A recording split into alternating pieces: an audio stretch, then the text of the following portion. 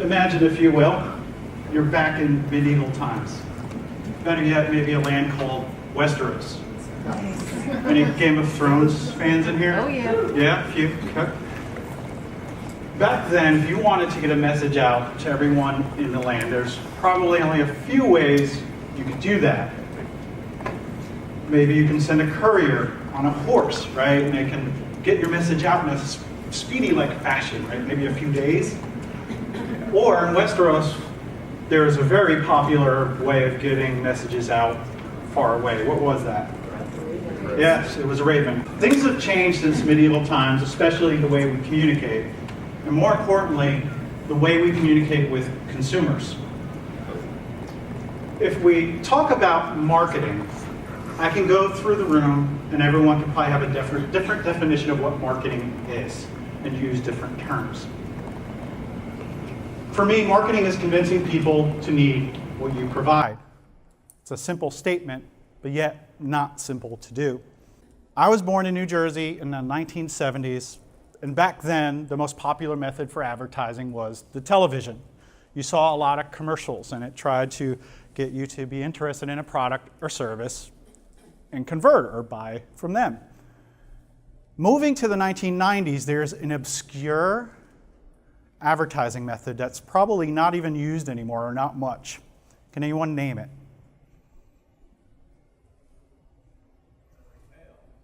Direct mail is one, but it's still in use today. Fax is as well. It was about this thick. Yes, who said that? All right, I'll bring this back to you in a little while. Yes, Yellow Pages. And for those that might not know what Yellow Pages were, you had a large book about this thick thrown in your driveway or on your doorstep, and it was usually half white and half yellow. The white pages had listings of every residence or every residential homeowner or wherever they lived, and their phone number and their address. So if you were a stalker, that was actually helpful.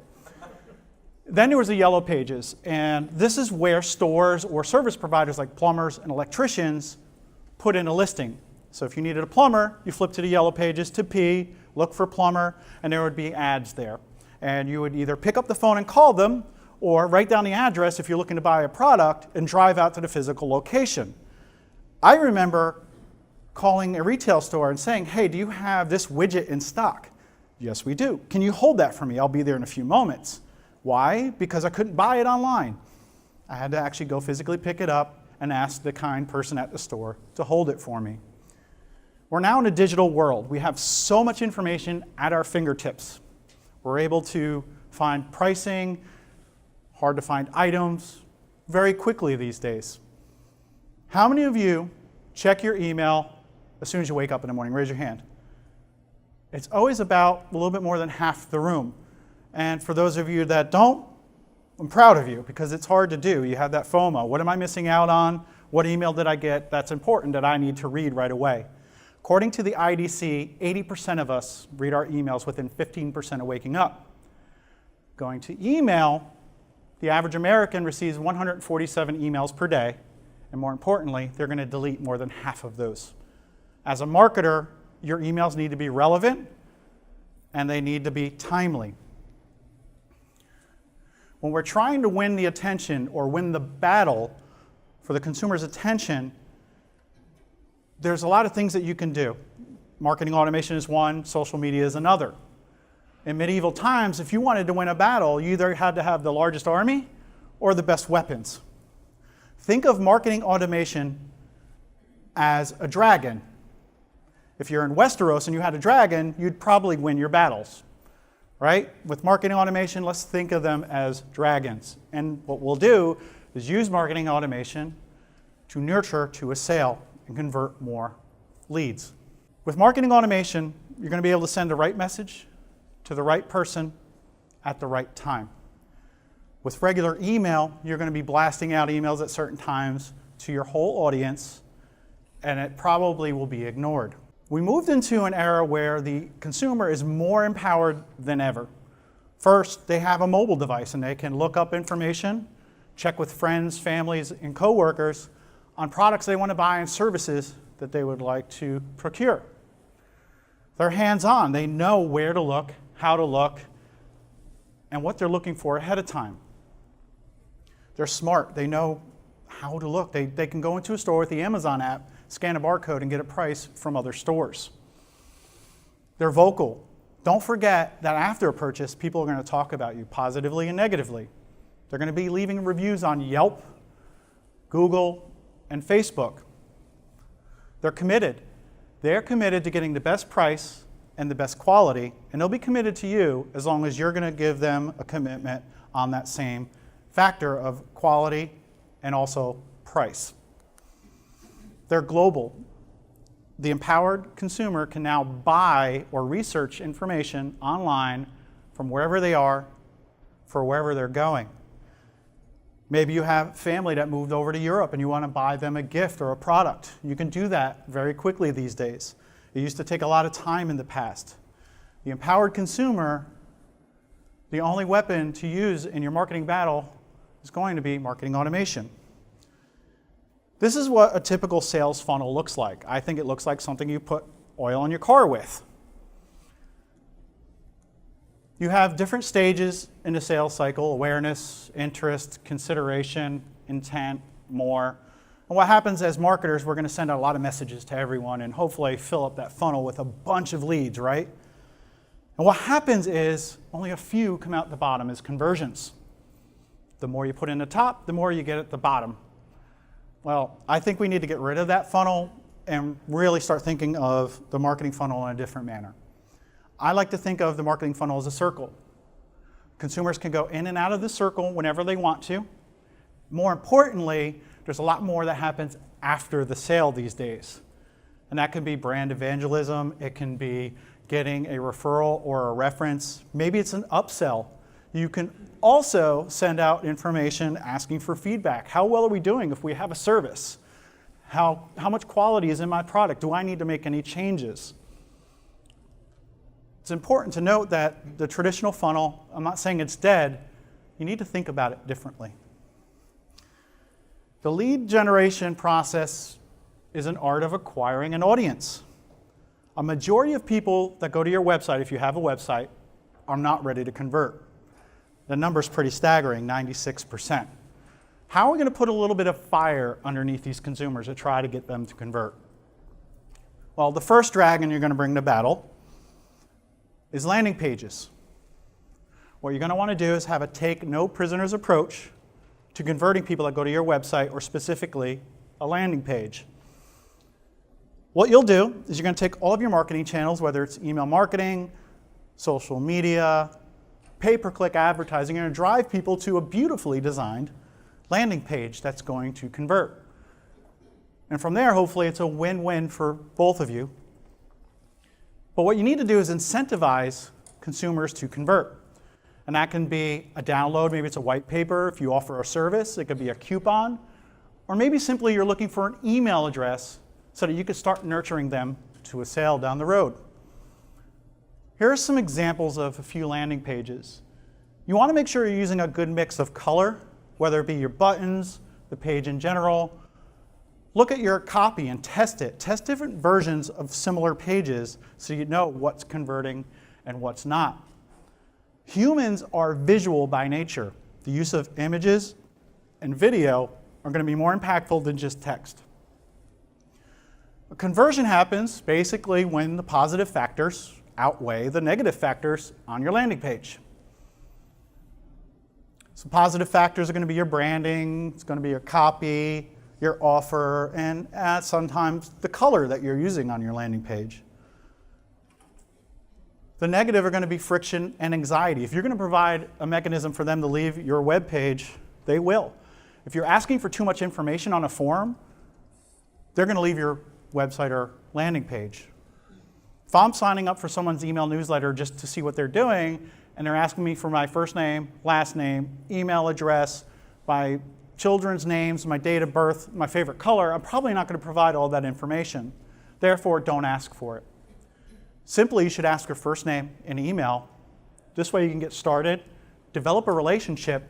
Maybe later you can ask for more information.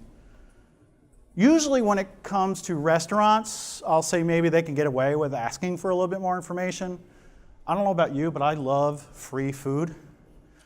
So if a restaurant says, sign up for our email newsletter, provide us your birthday, we'll give you a coupon for either a free or a discounted meal. I'll do that all day long, but they have a reason to ask for that. Therefore, ask yourself that question. What do I need to provide value to my audience and nurture them to a sale? All right, if anyone can tell me this formula to a conversion, I'll give you a copy of my book and I'll buy you dinner tonight. Anyone? Okay. The likelihood of a conversion happens when the relevance, the motivation, the value proposition, and the offer are greater than the friction and anxiety. Take a picture if you want, write it down. But those are the factors that need to be in your marketing, on your landing page, and more. I'll give you a chance at the end of the presentation to connect with me so we can get the slides if you want to. All right, testing. eBay did a test years ago and tried to get people to sign up for an account, and they offered account credits. They offered $0, $25, and $50. Which one do you think won? Who said 50? Raise your hand. Who said 25? It was 25.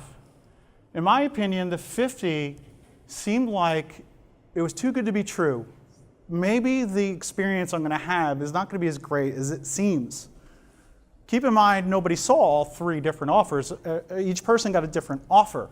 $25 seemed to be the sweet spot for an offer. That's why you want to test. Another thing to test if you sell product or service and you're offering discounts is dollar amount versus percentages. You'd be amazed at what converts people at times. Try it out. Here's some examples of some landing pages that have been tested from some of my contact clients. Coloring, just using a simple black background, with a cat in the background and getting you to read what's at the top, different colors, different buttons. And talking about buttons, not only test color and size, but verbiage. Personalization is really hot these days. What you want to do is say, create your account, download my report. It makes it sound a little bit more personal, like, oh, that's my report that I'm going to download. It's not everyone else's, right? It's that psychological tick that goes off in people's mind when they think it's for them or for you. The next dragon you're going to bring into battle is segmentation. This is basically a filtered view of any lists or any contacts you have. What you're going to do is take your activity channels and start gathering data. So now you're putting all this communication out and you're asking for data. The more data you do get, the better. I know I told you only ask for what you need, but once you start getting more data, you can use that to create filters and segments and personalize and target your audience. You're going to take that data. It could be location information. It could be the last time they've purchased. It could be when their birthday is. What you're going to do is you're going to personalize these emails going out to everyone. The greatest thing with automation is you can do that automatically. You don't have to go in and send a specific email to each person as you go along. It does it by itself. And you're going to have that win-win. You're going to get a conversion, and the consumer is going to get what they want. There are 4 pillars of segmentation. There's other options, but these are the 4 I feel are very important. Geography, where are they located? What state are they located in? What country do they live in? Where do they like to shop? Where do they buy? A whole bunch of information related to location. And then you have demographics, and this will be age, sex, income, stuff like that. If you can get that information, use it to your advantage. Psychographics are going to be activities, areas of interest, and opinions. Play to people's emotions. You can with this type of data. And then there's behavioral. What are people doing and what are people not doing? Too many people are looking at, are my emails being opened? Who's opening my email? Ooh, they're a hot lead. I'm going to convert them, right? But you're forgetting about people that have done nothing. You've sent somebody 10 emails and they have not opened one of those emails. They're disengaged. Why would you want to keep sending emails to them? Because they signed up, right? They showed interest, and at some point they're going to buy from me, right? The chances are very slim. The third dragon you're going to bring to battle is workflow automation, and this is automation at its finest. This is going to help you convert more of those customers. Why? Because you're able to nurture customers to a sale or a conversion. 47% of nurtured leads make larger purchases. All right, we have drip marketing, and then we have lead nurturing. Drip marketing is when you send out messages that are kind of pre-scheduled. Direct mail is one. I know somebody mentioned direct mail earlier. That's a form of drip mail. It's sending the same type of information regardless of activity or data that you have on them. You're just sending out a mass email to people, hopefully they're going to convert. Where when you use automation, you're turning water into fire. You're going to fire up those leads to convert because you're targeting them, you're personalizing the message, and it's timely. It's when they want to get that email. I want to talk a little bit about lead nurturing, right? Because basically lead nurturing is developing a relationship and gaining trust with your audience. 79% of marketing leads never convert because of a lack of a lead nurturing program. Yet 65% of marketers say they're not using marketing automation. Who is actually using marketing automation in here? Anyone? Okay, a few, third of the room, okay. What I'm here for today for you, if you're using automation, is to encourage you to do more with it, to use it more. And if you're not, my job today is to get you to harness your dragons and start using automation. Because by 2020, 85% of us are probably not even going to talk to a human being when we make a purchase. AI is becoming more prevalent, chat bots, we could do sales, we could talk to people online without actually being there. It's important to note, you want to start looking at what you could do with tools that are available. You're going to be able to create personalized experiences for today's savvy or empowered consumers. It builds trust, and more importantly, increases the urge to buy. That's what we're all trying to do. We're trying to convert more people to buy our products and services. But wait, you can nurture after the sale. You could take your little dragon eggs and you can care for them, let them hatch, and let them do other things for you. You can create brand advocates and ask for referrals. Referrals are important because, as I mentioned, the empowered consumer is looking for referrals online. It leads for opportunities for testimonials and reviews.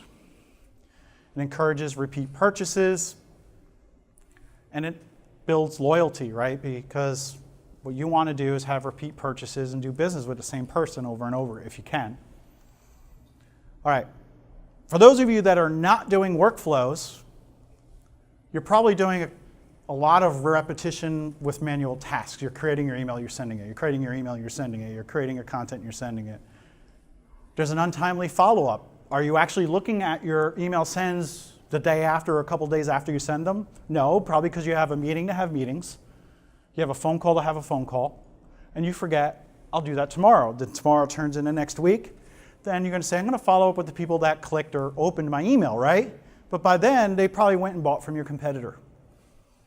There's a lack of personalization if you're not using automation, unless you're pretty crafty and have a lot of time on your hands.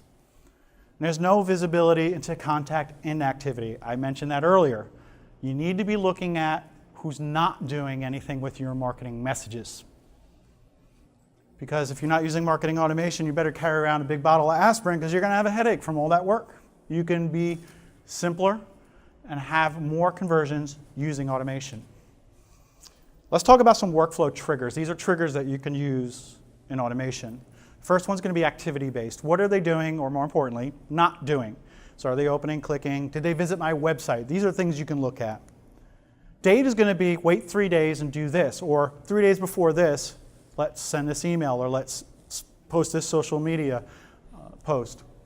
And then there's your data. That's your birthday, their location, some of your segment data that you're going to use. Here's a sample workflow, very simple. Just want to kind of go talk about how some triggers and information can work. We have an audience of people that sign up for our newsletter, and we're going to send them a great welcome email right away when somebody signs up and explain, thank you for signing up for my email. You should expect an email from me about once a month. In that email, you're going to have some great content. You're going to have some offers for me. You're going to find out what I'm doing, what I'm reading. This would be for something for me as a speaker, maybe. Then you're going to expect my emails because I've warmly welcomed you into the fold. And from there, what you're going to do is send a second email, maybe 2 or 3 days later, and it's going to have an emotional appeal. Please buy from me. Well, maybe not that desperate, right? But hey, here's why you should buy from me. If you're a nonprofit, you can use what you do and why you matter to the community to develop an emotional appeal. Then we're going to wait a few days and we're going to say, did they open that emotional appeal email? Yes or no? And if they did, we'll send them a differentiator email. This is what differentiates us from our competitor. And then maybe if they didn't, what we'll do is we'll send them a slightly different email. Wait a few days, send them an email with some testimonials of people we've worked with in the past. Then we want to get them to convert, so we'll send them an email with an incentive, percentage off, dollar off, or why should you buy from me? Again, we're going to have another check in here. We're going to see who's our customers and who's not. People that are customers, what we can do is go ahead and add them to a separate workflow, a different one, that's for general customers. So once you bought from me, I'm going to add you to a different workflow that's going to explain how to use that product or how to fully take advantage of the service that you're using. And if they did not, what we'll do is we'll automatically put them into what we call a re-engagement campaign. If somebody hasn't opened any of these emails that we've sent, what we'll do is we'll add them to another re-engagement workflow, and from there they're going to get a series of emails asking them to come back into the fold and start opening emails. Some automation ideas. List hygiene. I was just talking about that. What you can do is send out an email to people who have not opened an email from you in 6 months or a year, depending on how many emails you send. The first email is going to have a subject line of, are we breaking up? I don't know about you, but if somebody's breaking up with me, I want to know why. I'll open that email, right? Open it. Hey, we saw you haven't been opening our emails. We want to make sure that you want to continue to receive our emails and receive value. If you don't, please click no. If you do, please click yes. For anyone who did not open that first email, we're going to send them a second one. We're going to say, last chance, we're going to break up. Same thing in that email, kind of, hey, we noticed you haven't been opening our emails. And the last email is, you're dead to me. And what you're going to do, and I know this is hard for you marketers out there that covet your lists, you're just going to remove them. With list hygiene, you're going to want to get rid of people that have not opened your emails. Number one is skewing your open reports. So if somebody hasn't opened an email in a year, should they drag down your opens? Make yourself look better to your boss and say, you know what, hey, look at our open rate, it went up, just because you got rid of dead weight. Second, it affects inbox deliverability. The ISPs such as Gmail, Yahoo, and B2B providers are looking at what users are doing with the emails you send. And I akin that to a credit score. What will happen is you're sending good emails and people are engaging, they're opening it, starring it, marking it as important or other, they're going to raise your credit score. If people are marking your message as spam, deleting it, or doing a lot of negative things, your score goes down. And let's say your score gets to around 65%. I'm just making up a number here. Your emails are going to start going to the spam box more. And that means that means less conversions. Now, you'll argue with me and say, but some of my people are still getting it, therefore my deliverability is good. Yes, the people that are highly engaged, they're going to continue to get your emails. But somebody new that comes to your list or your newsletter, it's going to go to the spam folder. Clean your list. I'm a big advocate of performing list hygiene, so use that. This should be the number one reason you use automation, because why? You can automate it. If somebody comes to your website, you can stalk them. You can follow up with them and say, why didn't you buy this product or service? If they made a purchase, why not thank them? Why not send them their tracking number or try to upsell them with complimentary items? You can send them a series of information. If somebody signs up for your newsletter, hey, this is about our company. Then next week you can send an email that says, here's what we do in the community. 3 weeks later, it can be, hey, here's some of our locations if you have more than one location. Just a series of information that you crafted ahead of time that's going to go out to everyone that you choose. It's automated. You can ask for feedback if somebody worked with you as a consultant or if you sell products and services. You can say, how are we doing? You can send them a survey link automatically once something happens, say a purchase. It can be just informative. It can be if you sell a product and somebody needs to learn how to use it, you can send them that information automatically. Now that we talked about what you can do with automation, let's talk about the actions. Well, you can send an email. That's probably one of the easiest things you can do with automation. You can automate your social posting and some of your monitoring. You can automatically segment people based on information they may provide. Maybe you send an email out with a link asking for more information, such as where they're located, and then you can say automatically put them in this segment. If they say they're from North Carolina, put them in a North Carolina segment. You can add tags. Best use for this would be if you have a landing page. If they fill out a form on a landing page, you can add a tag, Spring 2018. This way you can keep track of people that signed up for your newsletter or just gave you their email address in spring of 2018. You can automatically move people from lists and different workflows. We spoke about that in my example. If somebody meets the criteria or does not meet the criteria in one workflow, we can move them to another. And we can just update information. Same thing with the state. If somebody provides that information, we can update that. If they open more than 3 emails from me and click on 2 of them, I want to add what we call lead score points. Every time somebody opens an email, I want to add 5 points. So 5, 10, 15 for 3 emails. Then once they get to 50 emails, you could do something special, like send them a coupon for $50 off or something. All right. So now that I told you about the weapons that you can bring to battle for marketing automation, I hope that you're going to use them, because nobody wants to fight a battle without a dragon, right? And my challenge to you is to fire up your email with automation. What say you? Do I get a huzzah? Right. Thank you.